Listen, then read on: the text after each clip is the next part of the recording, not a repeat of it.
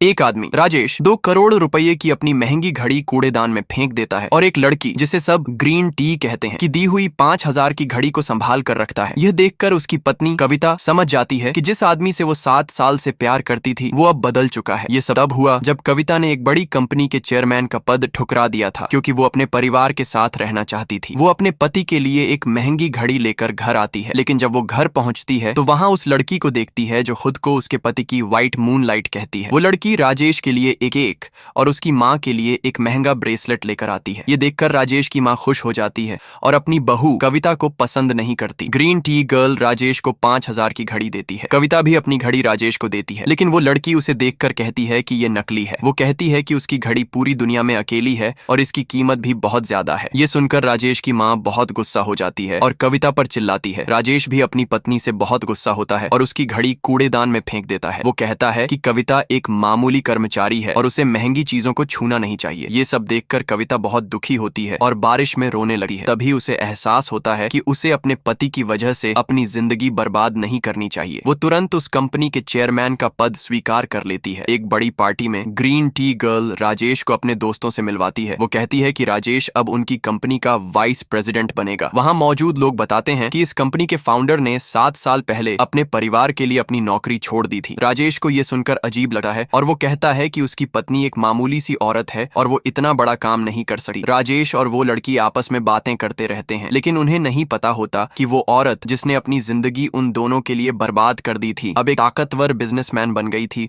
और उनके पास ही खड़ी थी।